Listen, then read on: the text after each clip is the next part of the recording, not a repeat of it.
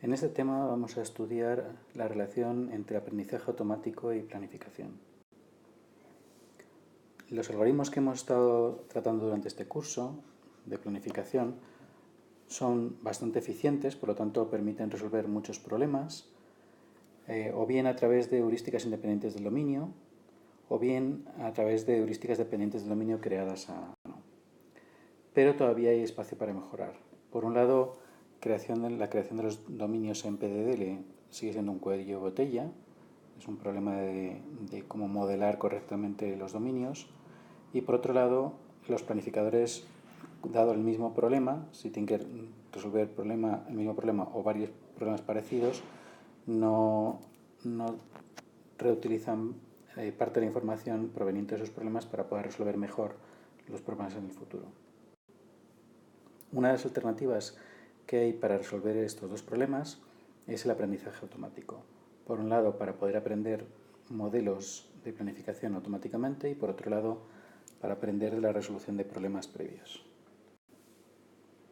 Así, vamos a plantear el problema de la tarea de resolver problemas mediante planificación como de una manera esquemática a través de esta figura en la cual el ingeniero diseña el modelo de dominio, el modelo de dominio normalmente en PDDL, que va a ser utilizado por el planificador para resolver problemas en ese dominio. Va a haber dos tipos de sistemas de aprendizaje automático, uno que permite aprender automáticamente modelos de dominio y el otro que permite aprender conocimiento para hacer más eficiente el proceso de planificación. Si nos fijamos en la tarea de aprendizaje de conocimiento y control, podemos distinguir los diferentes tipos de sistemas de acuerdo a cómo aprenden y qué es lo que aprenden.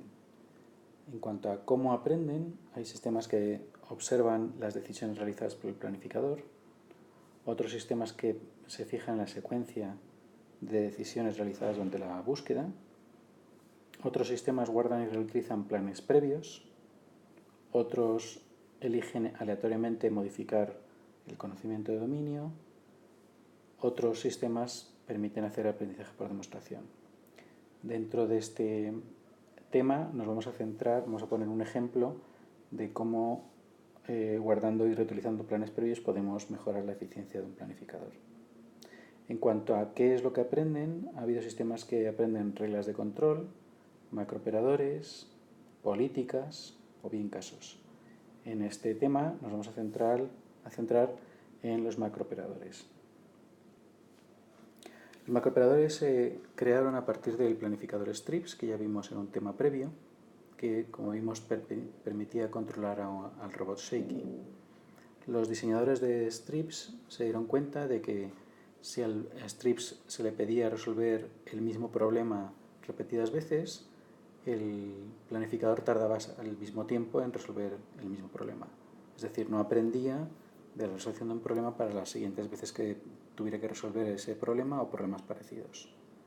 Por tanto, diseñaron los macrooperadores como una forma de utilizar el conocimiento previo de resolución de problemas para mejorar la eficiencia de resolución de nuevos problemas.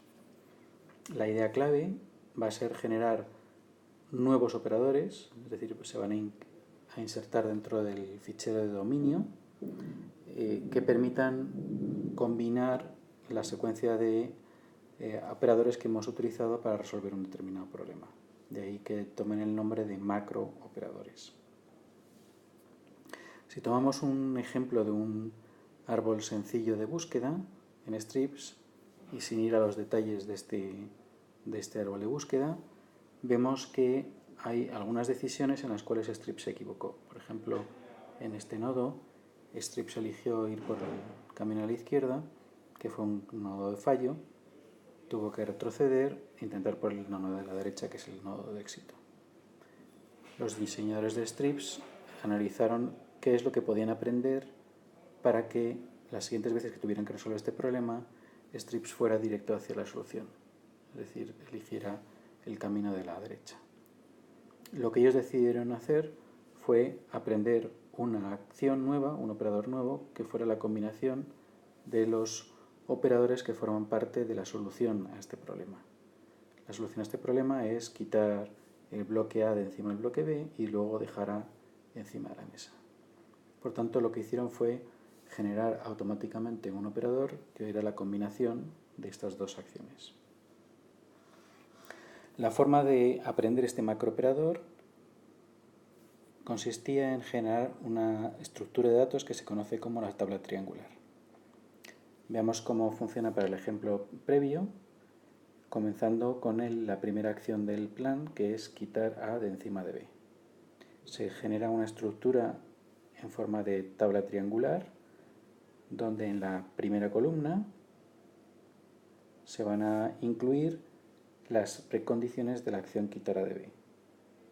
En este caso, para quitar un bloque de encima de otro, tenemos que tener A encima de B, A tiene que estar libre y el brazo del robot tiene que estar libre. Por otro lado, en la última fila, debajo del nombre del operador, tendremos que añadir todos aquellos literales que aparecen en la lista de añadidos de la acción del operador. En este caso, sujeto A y libre B.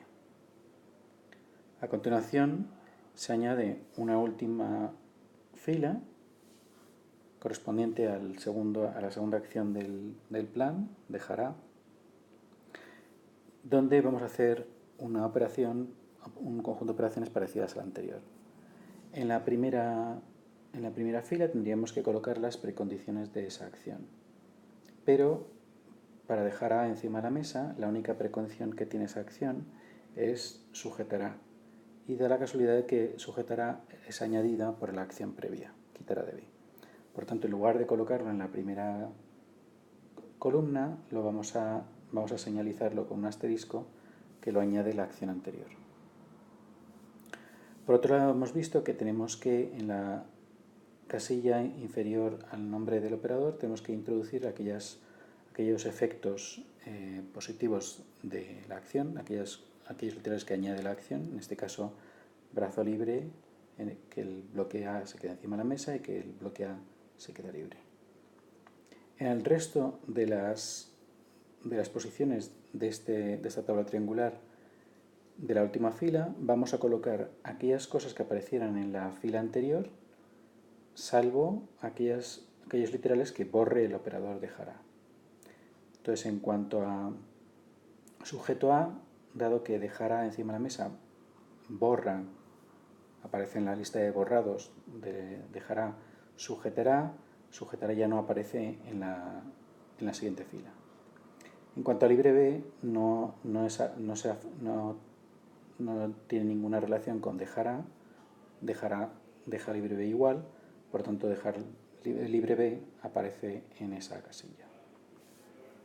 Si hubiera más acciones, volveríamos a realizar las mismas operaciones con las demás acciones del plan. Dado que aprender un macrooperador como el anterior, que quite el bloque A de encima del bloque B y deje A encima de la mesa, solo sirve para problemas en los cuales tengamos un bloque que se llame A encima de un bloque que se llame B, en aprendizaje automático, una de las acciones más útiles, más utilizadas, es el proceso de generalización. En este caso, de una manera simple, la generalización va a consistir en cambiar los nombres de las constantes del plan por variables. Es decir, que en lugar de tener quitar A de encima de B, tendremos quitar una variable x de encima de una variable y, y en todas aquellas partes de este macrooperador donde apareciera A y B, lo vamos a sustituir por x e y. Por otro lado, para insertar esta nueva acción, este nuevo operador dentro del fichero de dominio, vamos a necesitar conocer sus precondiciones y sus efectos. Las precondiciones de este macrooperador van a ser los literales que aparezcan en la primera columna, en este caso las tres precondiciones de la primera acción y nada más. Y en cuanto a la lista de añadidos, van a ser todas aquellas cosas que aparezcan en la última fila. En este caso, libre Y, brazo libre en mesa X y libre X. Hay una excepción a esta lista y son todos aquellos literales que fueran que aparecieran en las precondiciones. Por ejemplo, libre X aparece en las precondiciones y aparece también en la libre lista de añadidos. Por tanto, se va a dejar en las precondiciones, pero se va a borrar, se va a quitar de la lista de añadidos. Igual ocurrirá con brazo libre. Por tanto, los dos únicos literales que van a aparecer en la lista de añadidos van a ser, por un lado, libre Y y por otro lado, en mesa X.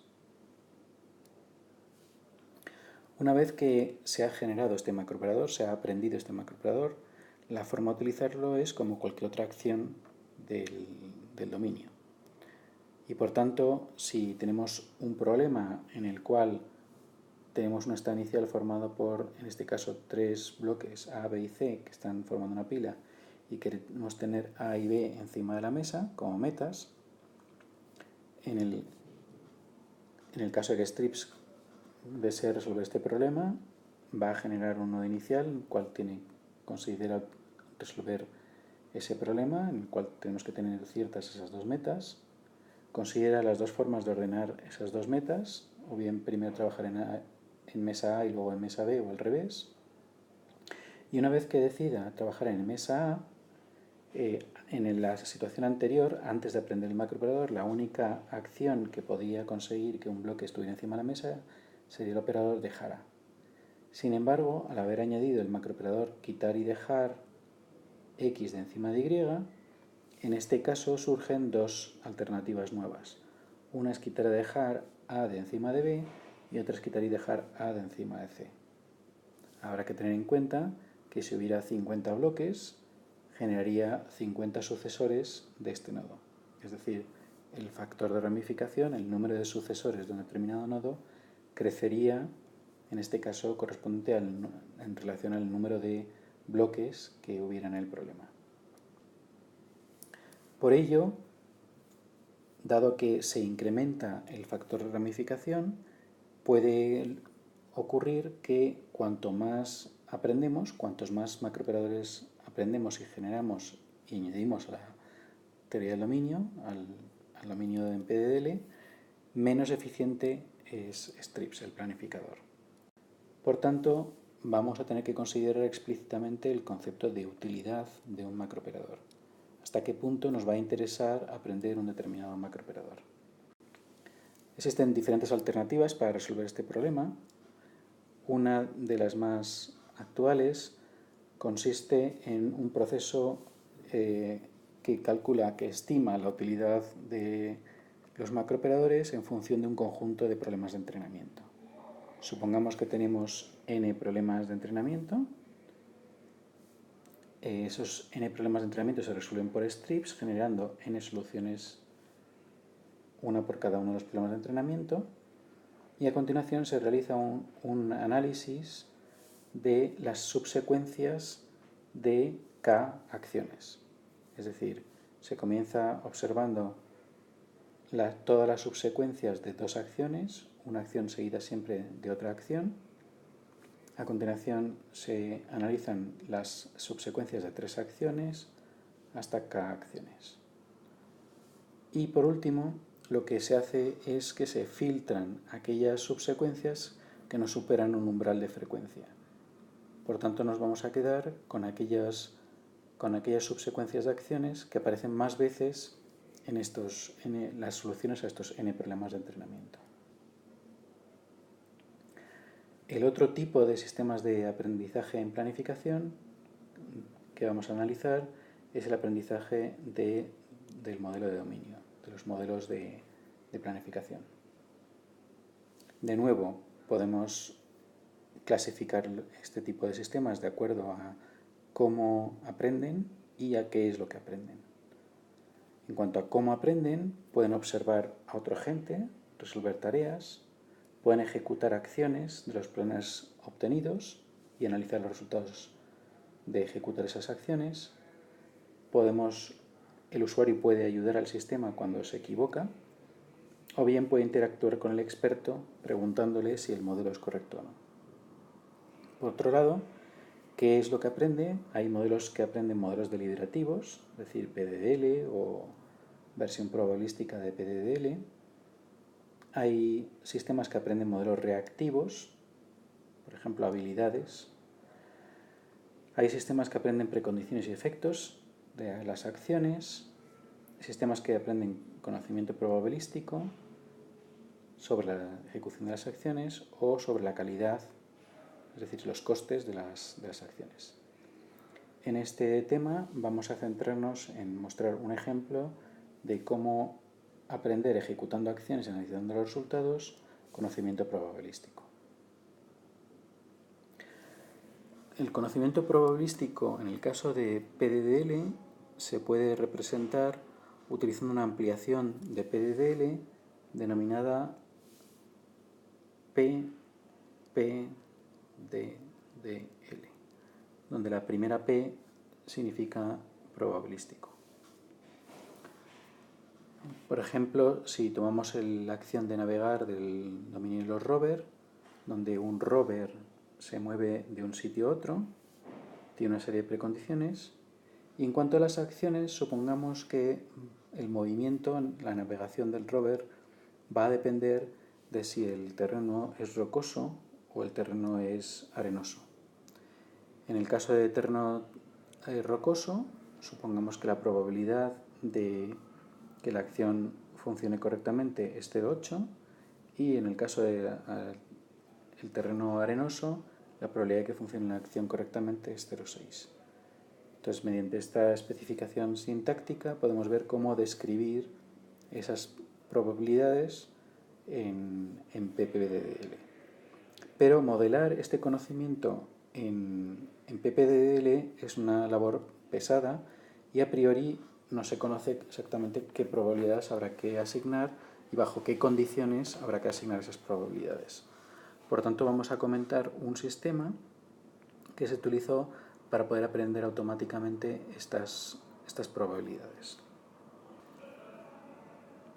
En este caso, el modelo, la forma de resolver esta tarea, en este modelo el ingeniero desarrolló un modelo determinista, es decir, en PDDL, sin el conocimiento probabilístico. Ese modelo determinista se le pasaba al planificador para que generara planes. Esos planes se ejecutaban en el mundo real, en un entorno, por ejemplo, en un entorno robótico, y el sistema de aprendizaje recibía la traza de ejecución. Por ejemplo, qué acciones se ejecutaron correctamente y qué acciones generaban fallos. A partir de esas trazas de ejecución, el sistema de aprendizaje generaba automáticamente el nuevo modelo de dominio que se utilizaba posteriormente en otros procesos de planificación. Vamos a estudiar el comportamiento en un dominio que se conoce como el dominio de los neumáticos, donde hay un grafo de carreteras con un conjunto de nodos, N1, N2, N3, N4, N5 y N6, en este ejemplo, con un vehículo que tiene que moverse entre los diferentes puntos de esta carretera y donde en algunos de los nodos de la carretera, en algunas de las ciudades de la carretera, existen neumáticos que podemos poner nuevos en el vehículo en el caso de que se pinche un neumático al moverse. Entonces, si comenzamos con este ejemplo, el planificador generaría inicialmente un plan que sería si empieza en el nodo 1 y queremos que vaya al nodo 6, será moverse del nodo 1 al nodo 5 y del nodo 5 al nodo 6. Como podemos observar, ese camino es más corto que el otro camino, yendo por arriba, pero no dispone de ningún neumático. Por tanto, si el camión se le pincha alguna rueda en el camino de N1, N5, N6, pues no podrá resolver el problema. Así, si comienza la ejecución y la rueda se le pincha en el nodo 5, el problema en ese momento se va a convertir en un punto sin solución desde el punto de vista de ejecución. Dado que no hay un neumático en la posición N5, no va a poder nunca llegar a su destino, que es N6. Por tanto, para el sistema de aprendizaje, el planificador le daría la información de que ha intentado ejecutar la acción de mover N1 a N5, no ha obtenido ningún plan, por tanto este a este ejemplo le va a etiquetar con no hay solución, o en inglés dead end. El estado en el que estaba el camión, el problema en ese nodo de la ejecución, era que el coche estaba en N5 y tenía el neumático pinchado. Por el contrario, si en otra ejecución el camión planifica utilizar el camino por encima, el que recorre los nodos N2, N3, N4 y N6, si se produce un fallo, como en este ejemplo, va a poder reparar la rueda, dado que hay un neumático en el nodo N2, y por tanto la etiqueta de este ejemplo ya no va a ser dead end, camino sin salida, sino que va a ser fallo. Simplemente va a fallar, pero vamos a poder construir un plan nuevo que arregle la rueda pinchada y luego posteriormente continúe con la ejecución del plan. Así, en este caso, desde el punto de vista de aprendizaje, habrá un ejemplo que tenga la etiqueta fallo y cuyo estado sea el estado en el que estaba el vehículo cuando pinchó. Es decir, estaba en N2, la rueda estaba pinchada y había una llanta en el nodo N2. Por último, si moviéndose por ese mismo camino llega al nodo N2 y no tiene la rueda pinchada, la ejecución de esa acción habrá funcionado y el camión continuará con la ejecución del plan. En este caso, ese tipo de ejemplo estará etiquetado con la clase éxito y el estado, es decir, lo que utilizará para poder aprender, es que el coche está en N2. Por tanto, aquí mostramos tres ejemplos de diferentes acciones ejecutadas en este dominio. En el primer ejemplo tenemos que el ejemplo contiene la acción que se estaba ejecutando y el resultado de esa ejecución, en este caso dead end, y por otro lado contendrá información del estado en el que estaba el problema en ese momento. Nos podemos fijar que esta representación es una representación basada en lógica de predicados, dado que el planificador o los planificadores funcionan con lógica de predicados, y por tanto lo que necesitaremos para utilizar un algoritmo de aprendizaje será un algoritmo de aprendizaje que se conocen como relacionales. En estos algoritmos de aprendizaje los ejemplos se describen en términos de lógica de predicados.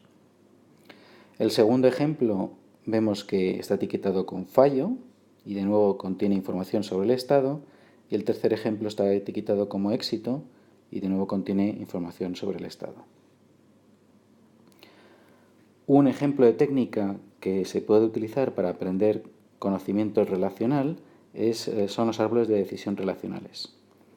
En este caso, los árboles de decisión relacionales generan una estructura de datos en los cuales tenemos nodos intermedios que contienen preguntas acerca de los ejemplos. En este caso, preguntan si en algún problema A se ha querido mover un determinado camión a un determinado sitio y si había una llanta en ese sitio.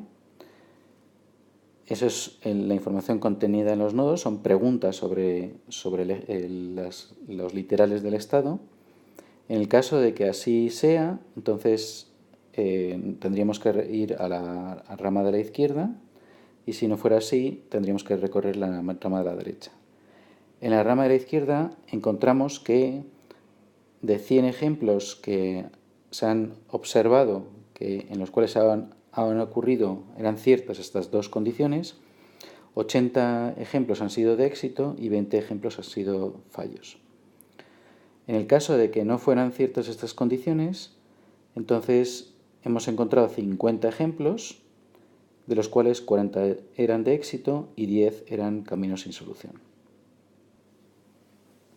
Aquí tenemos un árbol de decisión relacional más completo, en el que, por ejemplo, hemos incluido información de si hay talleres abiertos para poder reparar las ruedas, y de nuevo tenemos información en los nodos intermedios respecto a preguntas asociadas a los literales del estado, y en los nodos hoja tenemos información de las clases, que en este caso pues serían éxito, fallo y camino sin solución.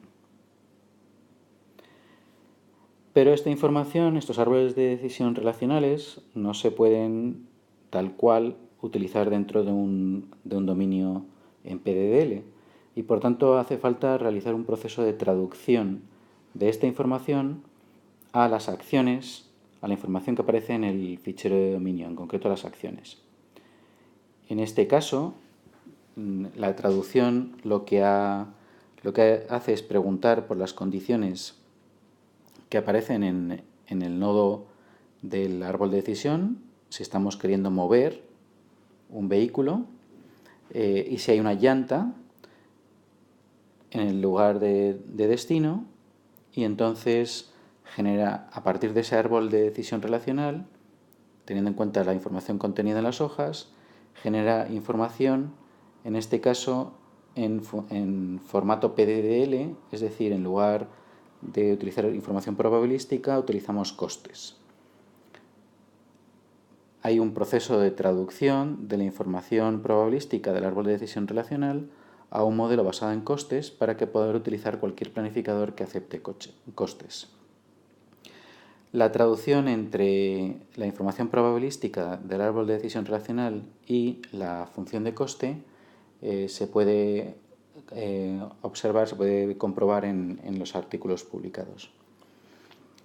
Lo que ocurrirá es que va a haber un mayor coste si la probabilidad es más baja de éxito y un menor coste si la probabilidad es más alta de éxito. Como podemos observar, en este caso ha modificado el sistema automáticamente la acción de mover y ha incluido condiciones sobre los efectos de esa acción, de forma que si existe llanta y se cumplen, si existe llanta en el sitio de ese destino, entonces los efectos que se conseguirán son los efectos de la acción con un coste bajo, y si no hay llanta, el coste va a ser muy alto. Es decir, el planificador intentará conseguir que haya llantas en los sitios de destino. También se puede traducir al modelo probabilístico que veíamos antes, al PPDDL, sin más que convertir la información del árbol de decisión relacional en probabilidades, como aparece en el ejemplo de acción. Otros ejemplos de tareas de aprendizaje que se pueden realizar con esta misma aproximación es aprender, por ejemplo, el tiempo que va a llevar ejecutar una determinada acción, que a priori pues muchas veces es difícil de modelar, o la cantidad de batería que va a utilizar un rover para realizar una determinada acción. Así, en el caso de las duraciones, aquí vemos un ejemplo en el cual tenemos un modelo muy rico que representa el hecho de que si un rover va a realizar una muestra de roca en un determinado sitio, si la roca es pesada, existen unas probabilidades de que el tiempo sea un determinado tiempo, la duración de la acción sea una determinada duración, y si la roca no es pesada, entonces tendremos otro modelo de probabilidades asociado al tiempo. Por último, una de las aproximaciones más utilizadas últimamente en el caso de planificación de tareas y también en otras tareas combinatorias se conoce como los portfolios. La idea de los portfolios es que como hemos visto durante el curso, es difícil que un planificador sea mejor que todos los demás en todos los dominios. Entonces vamos a encontrarnos con que hay planificadores que son mejores en unos dominios o en unos problemas que otros planificadores. Por tanto, la técnica de portfolios lo que intenta es generar un nuevo planificador ficticio de forma que combina la ejecución de varios planificadores. Es decir, si le damos, por ejemplo, 30 minutos a un planificador para que resuelva una tarea, como en la competición de planificación, esos 30 minutos, en el caso de un portfolio, los va a dividir en periodos de tiempo en los cuales va a utilizar diferentes planificadores. Por lo tanto, va a intentar resolver la tarea con un determinado planificador. Si no la consigue resolver, pasa al siguiente planificador y así sucesivamente. Asociada a la técnica de portfolio, existe una técnica que permite no combinar diferentes planificadores, sino combinar o determinar cuáles son los parámetros de un determinado planificador que son los que hacen que funcione en unos determinados dominios. Y esto es lo que se conoce como autotuning. La idea entonces de cómo se crean los portfolios es que, dados un conjunto de planificadores que podemos utilizar, un conjunto de problemas de entrenamiento, normalmente en varios dominios, y unos recursos máximos que podemos utilizar, por ejemplo, el tiempo máximo para resolver cada instancia, cada problema de entrenamiento, o la memoria máxima que podemos utilizar. Las técnicas de portfolio, que se pueden ver como técnicas de aprendizaje, intentan encontrar un conjunto, una secuencia de portfolios a los que les asignamos un tiempo. Por tanto, tenemos el portfolio P1, que le hemos asignado el tiempo T1, el portfolio T2, P2, que le hemos asignado el tiempo T2, y así sucesivamente. Cuando tenga que resolver instancias futuras, problemas futuros, intentará ejecutar el planificador 1 durante T1 tiempo. Si no consigue resolver el problema, pasará a ejecutar el planificador P2 durante T2 tiempo y así sucesivamente. La restricción que se tiene que dar en el caso de la generación del portfolio es que no se consuman todos los recursos. Por tanto, el tiempo, la suma de los tiempos que yo dedico a todos los planificadores debe ser menor que el tiempo total que tenemos para ejecutar. Y, por supuesto, también si asignamos una memoria máxima, pues cada uno de ellos individualmente no podrá consumir más que esa memoria. Dependiendo de para cómo se configure el portfolio, existen tres grandes tipos de portfolios: los que crean un portfolio para cada problema, como es el caso de la técnica IVACOP; los que son dependientes del dominio, es decir, todos los problemas del mismo dominio van a ser resueltos de la misma manera, como por ejemplo PVP; y aquellos que son independientes del dominio, es decir, que van a utilizar el mismo portfolio para todos los problemas de todos los dominios. Como en todos los temas, tenemos aquí la lista de referencias y con esto hemos terminado el tema.